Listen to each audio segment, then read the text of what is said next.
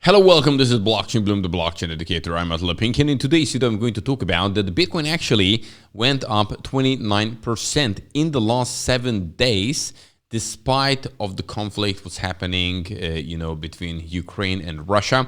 And of course, I'm going to talk about all the important things, the latest, which has happened. And the second thing I would like to talk about is that cryptocurrency exchanges deny Ukraine request to block Russian crypto users. And another news, the third one will be that crypto donations to Ukraine jumped to 20 million US dollars. So it's quite a lot already. Guys, all this in today's video.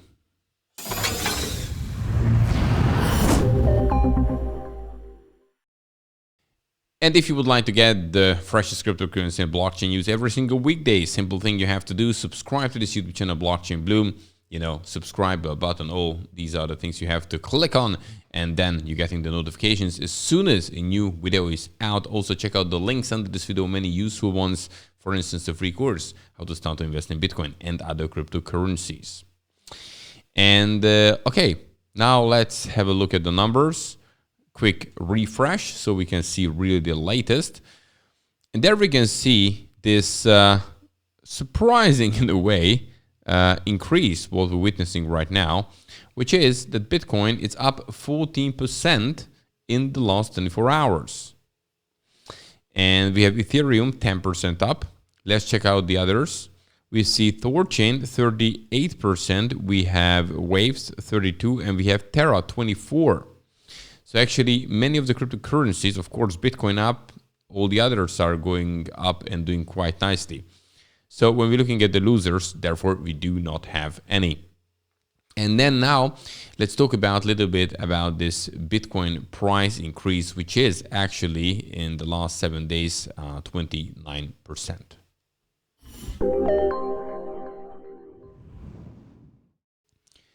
Well, it's an interesting time for all these assets, and Bitcoin is doing definitely quite well.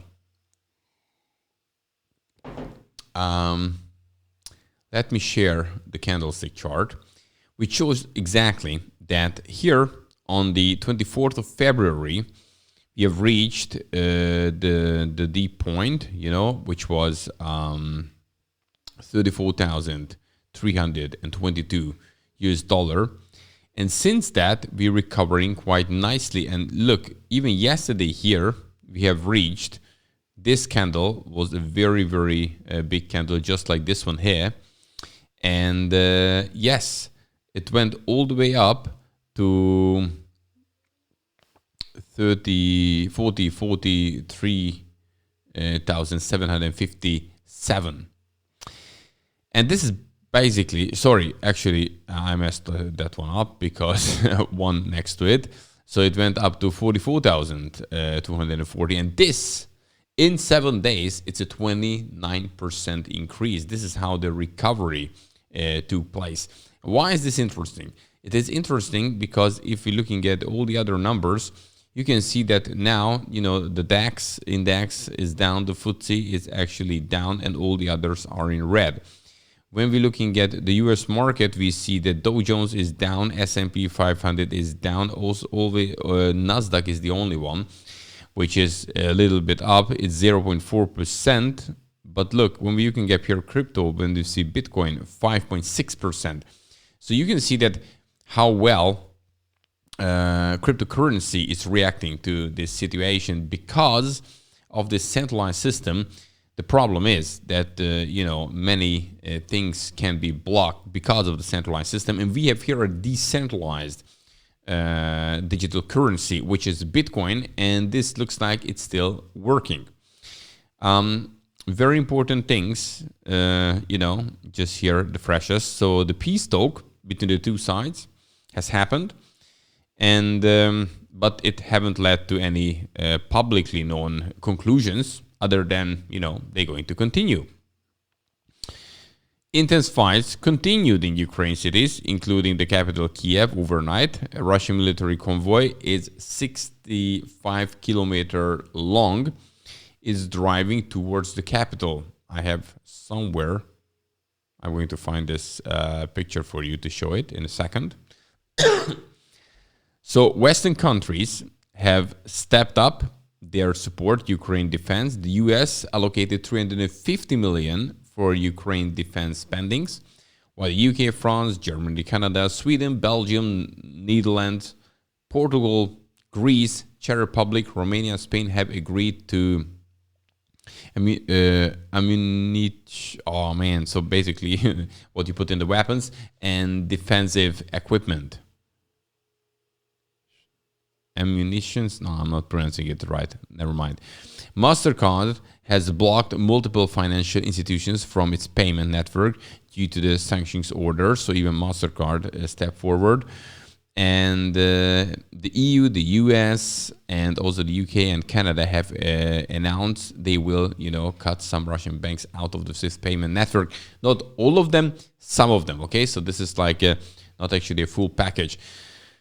But overall, when we see things looking, pretty bad. The reason why Putin came up with this nuclear weapons instead of cutting the gas is because Europe and Russia depend on each other, pretty much. Because look, the EU import of natural gas from the Russia is 41.1%. So basically, they have a lot, they have to store it. That costs money. So basically, it's best for them to sell it. And also, we depend on them because, we get pretty big percentage from Russia. Also, here's the convoy. This is a picture about it. So Ukraine invasion. Satellite image shows this 40-mile long, which is 65-kilometer Russian vehicle closing in on Kiev. So definitely the Russian think this is extremely serious. They pushing it really, really hard now. This is, this is a crazy battle what is going on.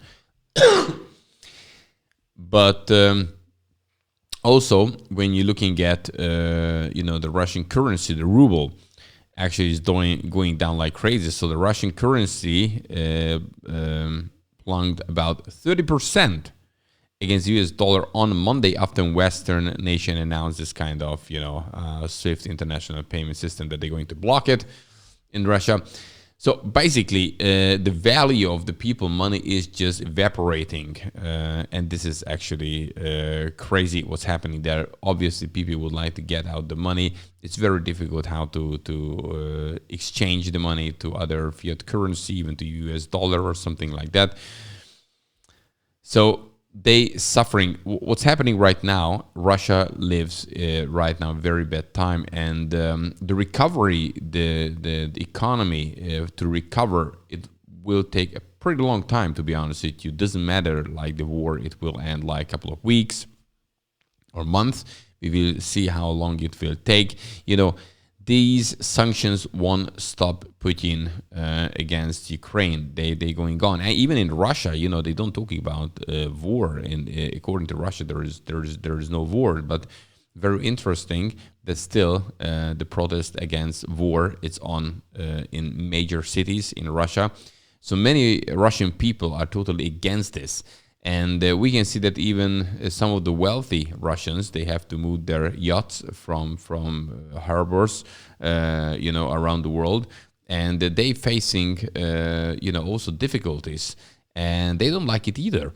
So it's a very interesting thing which way this will develop, because they have some, people who are against this whole thing even inside Russia. So we'll see how this will develop. Definitely. The whole world reacted quite strictly against Russia, seeing all these sanctions. Probably these are the strictest ones we have ever seen against the country in such a short time. And, the whole world came together. So, yeah, the difficult times. But very important that we see that cryptocurrencies, actually, Bitcoin, as the biggest one, is doing pretty well in this situation. And, these must be some giant Bitcoin buying. And just think about it, that if you are rich in Russia and you have a lot of ruble, it's not the best to keep. So now you would like to jump into to Bitcoin because it looks much, much more promising that have that fiat currency of yours. And I would be curious who bought that much Bitcoin, because pushing up Bitcoin price so crazily, it has a lot of things to do with that, in my opinion. But we will see how the things will go here. Okay, the second thing I would like to talk about is basically cryptocurrency exchanges deny Ukraine's request to block Russia crypto users.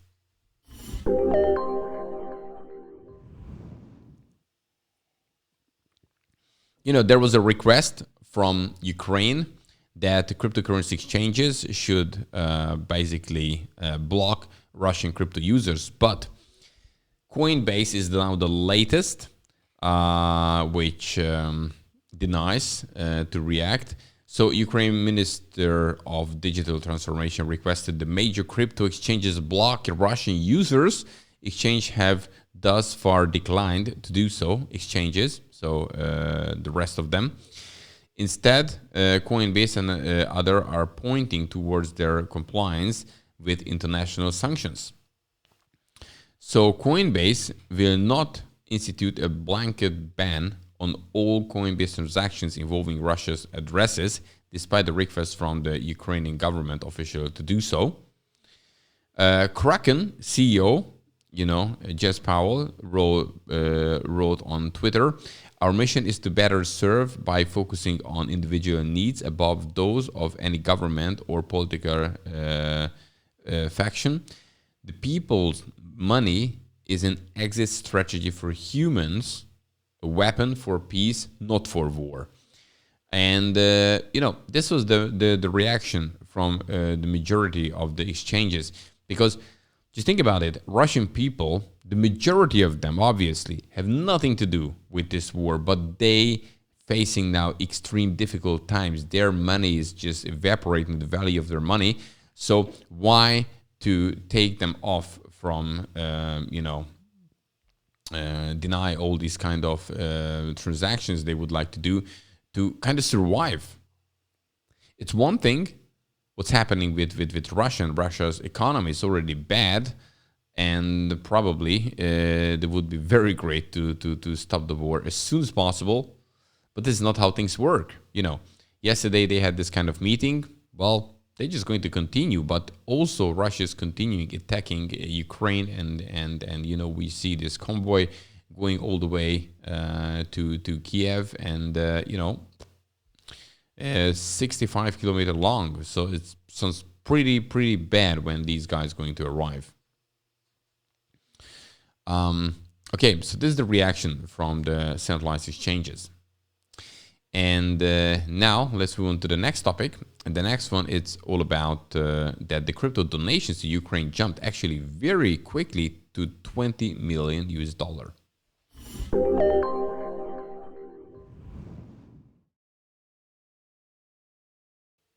Actually, a couple of days ago, we talked about $1 million when it comes to crypto donations, which goes to Ukraine, help the army. And now, very quickly, we reached 20 million. So the crypto community, nearly 20 million raised in Ether and Bitcoin. So early Monday, the donation figure hit 10 million mark. But a significant uptick in donation during the day drove the figure to 20 past million, according to the on-chain data reviewed by Elliptic. On Monday, Binance announced it would donate $10 million crypto to the effort and launched a crowdfunding portal to encouraging its users to donate more. According to the on-chain data, 6 million has been received in the effort's Ethereum wallet. That includes 1.1 million in Tether and 109,000 US dollar in USDC. On-chain data shows that FTX founder Sam Bankman-Fried donated 250,000 in Tether, and Chain.com CEO donated 100 Ether, about $250 77,000 US dollar. Data shows that Ukraine is holding the crypto in the ERC20 wallet and hasn't made a withdrawal. Ukraine's Bitcoin wallet has received 4.2 million. The country has already withdrawn 2.9 million of that amount. So there has happened some withdrawals. So it looks like that the donation, the help for Ukraine to fight against Russia, it's actually working. And these numbers are crazy because a couple of days ago we talked about 1 million. Now it jumped from Monday 10 million till the end of the day 20 million, and this is going to continue. So it looks like that Ukraine getting a big support from all the way, so all around the world, from many countries, and also crypto is working as the withdrawal is also working, showing the Bitcoin address. Okay, guys, that's it. If you like this kind of content, smash the like button. If it's important for you that I'm bringing them for, these for you every single weekday, and also, simply subscribe to this YouTube channel, Blockchain Bloom. Simple way, subscribe, bell button, all, that's it. And then you're getting the notifications as soon as a new video is out, because to keep yourself up to date, it's crucial always in difficult times, in easy times, because then you can act and then you have the knowledge and you can make rational decisions. That's it for today. See you tomorrow. Have a good one.